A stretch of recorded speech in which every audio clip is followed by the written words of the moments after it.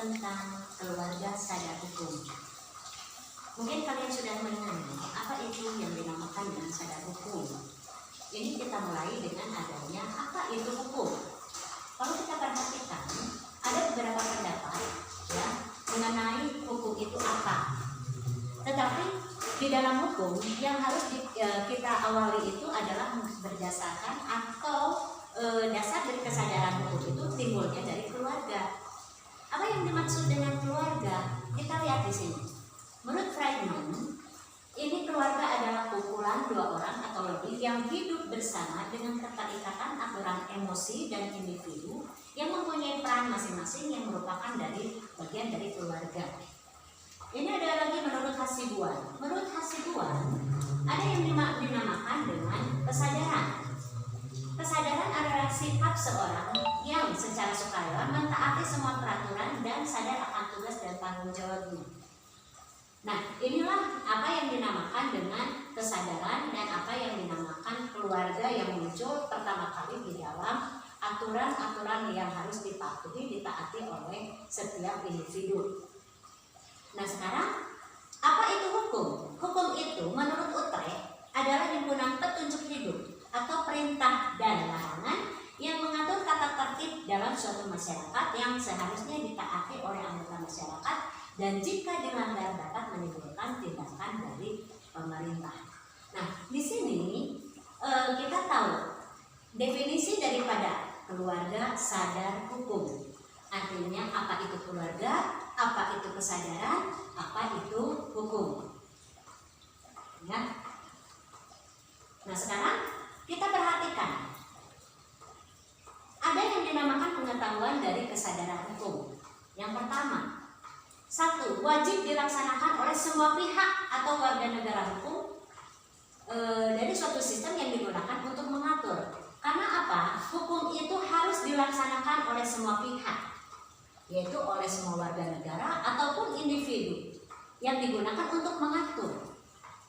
Yang kedua, munculnya hukum adanya manusia yang mengatur norma kehidupan masyarakat. Jadi manusia itu tugasnya adalah untuk mengatur norma yang ada di masyarakat karena norma itu timbulnya dari masyarakat. Apa yang dinamakan dengan norma? Norma itu kebiasaan-kebiasaan yang hidup dalam masyarakat yang biasanya bisa mempunyai sanksi dan tidak mempunyai sanksi. Kemudian fungsi daripada hukum itu sendiri untuk mengatur semua aturan kehidupan serta regulasi dan artinya adanya hukum itu yaitu untuk mengatur semua kehidupan di dalam masyarakat, di dalam negara yang mengatur semua warga negara. Dan kemudian sanksi di dalam pengaturan jalannya roda pemerintahan. Artinya sanksi itu harus mengikat, memaksa dan mengatur semua kehidupan yang ada di dalam negara. Kalau kita perhatikan, hukum dan sanksi sejatinya tidak pernah terjadi apabila kesadaran hukum itu muncul. Artinya apa? Andai kata hukum sudah ada pada setiap individu ataupun warga negara, maka hukum itu tidak diperlukan lagi. Sehingga di sini hukum itu tidak pernah harus mengikat kecuali atas dasar kesadaran hukum yang dimiliki oleh masyarakat itu sendiri. Kemudian pemahaman terhadap kesadaran hukum ini didasari dengan pengetahuan tentang hukum itu sendiri, pemahaman akan hukum itu sendiri, kesadaran tentang kewajiban hukum itu sendiri antara kita terhadap orang lain dan yang menerima dan apa yang harus kita taati. Kita perhatikan bagaimana agar bisa terwujud tentang kesadaran hukum itu. Yang pertama harus ada tindakan. Tindakan itu berupa sanksi dan penghargaan. Andai kata yang melanggar berarti harus dikenakan sanksi. Andai kata ada yang melakukan, ada yang tidak melakukan pelanggaran berarti harus ada reward, penghargaan terhadap mereka yang tidak melakukan pelanggaran terhadap hukum. Kemudian harus melalui pendidikan. Dengan proses pendidikan akan dipahami adanya pengetahuan, akan ada pemahaman terhadap diri individu, akan timbul kesadaran hukum bagi orang lain dan menerima pendapat dari orang lain. Kemudian hukum itu bisa terwujud dengan adanya kampanye. Kampanye ini bisa berbentuk pengawalan terhadap hukum. Misalnya dengan adanya brosur, adanya media-media sosial yang memberikan pemahaman terhadap adanya hukum itu sendiri. Nah, sekarang dasar hukum, adanya keluarga sadar hukum, ini sudah ada aturan-aturannya.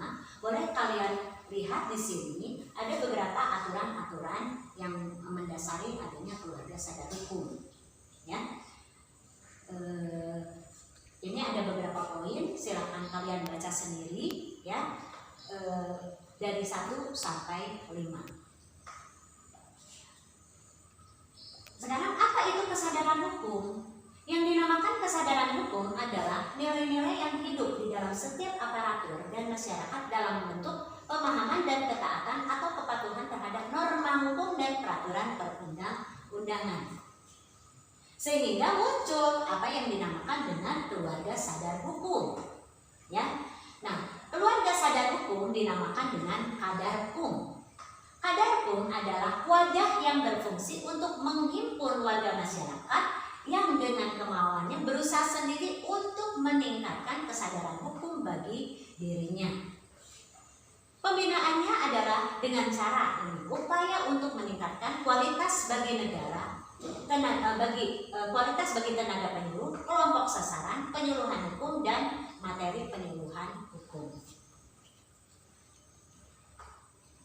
Tujuan adanya Kadarkum atau keluarga sadar hukum yaitu pertama untuk mewujudkan kesadaran hukum bagi aparatur dan masyarakat. Kemudian yang kedua, sehingga setiap aparatur dan anggota masyarakat menyadari hak dan kewajiban sebagai warga negaranya. Dan yang ketiga, mewujudkan budaya hukum dalam sikap dan perilaku yang sadar, patuh dan taat terhadap hukum serta menghormati hak asasi manusia. Selanjutnya, indikator dari adanya kesadaran hukum ini harus ada pengetahuan tentang peraturan hukum itu sendiri, law awareness. Jadi ada pengetahuan. Kemudian ada pengetahuan tentang isi peraturan hukum, law acquaintance. Kemudian ada sikap terhadap peraturan hukum, legal attitude. Dan juga ada pola-pola perilakuan dalam hukum, legal behavior. Nah, sekarang di dalam hukum ini berkenaan juga dengan hak asasi manusia. Apa itu hak asasi manusia? Hak asasi manusia ini adalah prinsip-prinsip moral atau norma yang menggambarkan standar tertentu dari perilaku manusia dan dilindungi secara teratur sebagai hak-hak hukum dalam hukum kota dan internasional. Kalau kita perhatikan, hak asasi manusia ada berbagai pendapat. Kita ambil salah satu pendapat dari John Locke. Menurut John Locke, hak asasi manusia adalah hak yang dibawa manusia sejak lahir dan secara kodrati melekat karenanya tak bisa diganggu-gugat sebab sifatnya mutlak, karena melekat sehingga mutlak. Di dalam hak asasi manusia di sini ada macam-macam HAM. Ada hak hidup, hak atas kelangsungan hidup anak tumbuh dan berkembang. Ini semuanya ada di dalam bab 10 Undang-Undang Dasar 1945 pasal 28A sampai 28J. Ini semua yang mengatur tentang macam-macam hak asasi manusia. Jadi, andai kata kalian akan melihat dasar hukum adanya hak asasi manusia, ini sudah diatur di dalam Undang-Undang Dasar 1945 bab 10 pasal 28A sampai pasal 28J. Ini semua tertuang di dalamnya. Nah, di sini ada juga yang dinamakan dengan berbagai hak warga negara. Hak warga negara juga sudah diatur di dalam Undang-Undang Dasar. Bisa dilihat dalam pasal 27 sampai pasal 34 Undang-Undang Dasar 1945. Jadi ini semua mengatur tentang hak yang harus didapat oleh setiap warga negara. Ya, jadi saya tidak perlu membacakan, di sini sudah ada hak-hak yang harus didapatkan oleh setiap warga negara bisa dilihat di dalam Undang-Undang Dasar pasal 27 sampai pasal 34 Undang-Undang Dasar 1945. Nah, sekarang di sini macam-macam HAM ya yang dimiliki ini sama melanjutkan yang tadi. Ya, ini hak untuk didapat oleh warga negara. Nah, sekarang setiap manusia mempunyai hak asasi manusia. Tetapi hak asasi manusia itu bukan berarti segala-galanya, tetapi di sini harus ada pembatasan hak asasi manusia dalam setiap individu. Ya. Yang pertama, setiap orang wajib menghormati hak asasi manusia orang lain dalam tertib hukum kehidupan bermasyarakat, berbangsa dan bernegara. Kemudian dalam menjalankan hak dan kebebasannya, setiap orang wajib tunduk kepada pembatasan yang telah ditetapkan oleh undang-undang, di mana untuk menjamin pengakuan serta penghormatan atas hak dan kebebasan orang lain dan untuk memenuhi tuntutan yang adil sesuai dengan pertimbangan moral, nilai, agama, keamanan, ketertiban umum dalam suatu masyarakat demokratis. Nah, kalian sebagai pelajar, di sini ada berbagai kewajiban yang harus dilakukan berkenaan dengan hak asasi manusia. Yang pertama, harus bijak dalam melaksanakan hak asasi dan hormatilah hak asasi manusia orang lain. Artinya di sini hak asasi manusia tidak hanya untuk dilaksanakan untuk sendiri, tetapi berkenaan dengan orang lain. Kemudian dilaksanakan HAM itu secara bertanggung jawab. Kemudian HAM itu tidak berarti bebas mutlak karena adanya HAM orang lain di dalam hak tersebut. Selanjutnya kewajiban yang lain adalah mentaati peraturan perundang-undangan yang telah diatur oleh negara. Dan di dalam HAM itu ada pertanggungjawaban yang harus kita lakukan, kita laksanakan, yang harus dipertanggungjawabkan kepada negara. Sekarang apa yang dilakukan oleh pemerintah daerah Provinsi Jawa Barat dalam mempersiapkan pelajar Jawa Barat yang sadar hukum dan HAM, yaitu dengan cara apa di sini? Gubernur Jawa Barat Ridwan Kamil di sini telah menerbitkan surat keputusan gubernur tentang tim pembinaan kesadaran hukum dan HAM bagi pelajar pada jenjang sekolah menengah atas, sekolah kejuruan, sekolah menengah atas luar biasa dan madrasah aliyah atau sederajat di Provinsi Jawa Barat yang telah ditetapkan pada tanggal 8 Juni 2018. Setelah itu sudah dikeluarkan juga keputusan gubernur nomor 180 keputusan ke 1341 Disdik 2018 tentang Forum Pelajar Sadar Hukum dan Hak Asasi Manusia di Provinsi Jawa Barat yang telah ditetapkan pada tanggal 19 Desember 2018. Nah, mungkin di sini gubernur telah memberikan sambutan dalam Forum Pelajar Sadar Hukum. Ya, bisa kalian amati di sini apa yang dikatakan oleh Gubernur Ridwan Kamil pada Forum Pelajar Sadar Hukum, yaitu untuk mewujudkan proses kesadaran hukum di kalangan peserta didik jenjang sekolah menengah atas atau yang sederajatnya, di mana ini merupakan salah satu wadah aktivitas dalam hal kesadaran hukum dan akan menjadikan bekal bagi setiap pelajar untuk turun kepada masyarakat dan dapat menyebarkan virus positif untuk mengajak pelajar agar tidak melakukan berbagai perilaku yang berisiko serta melanggar hukum dan HAM. Nah, ini intinya.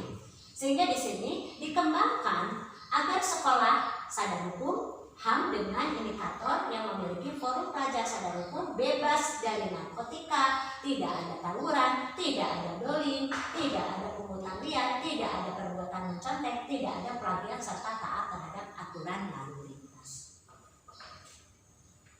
Nah, di sini sudah ada beberapa kegiatan yang telah dilaksanakan dalam rangka pembinaan kesadaran hukum di Provinsi Jawa Barat. Nah, ini ada deklarasi sadar hukum di Jawa Barat. Ini contohnya, ya, banyak contoh-contoh yang telah dilakukan, yang telah dilaksanakan oleh Provinsi Jawa Barat dalam penegakan sadar hukum.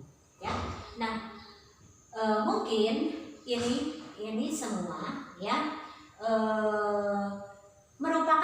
satu keinginan daripada Gubernur Jawa Barat untuk meningkatkan budaya sadar hukum agar bisa tanpa dipaksa melaksanakan kesadaran hukum secara benar, secara baik, dan tidak ada lagi pelanggaran terhadap hukum yang berlaku di masyarakat yang akan dilakukan oleh pelajar di sekolah. Nah, mungkin itu saja yang Ibu sampaikan. Wassalamualaikum warahmatullahi wabarakatuh.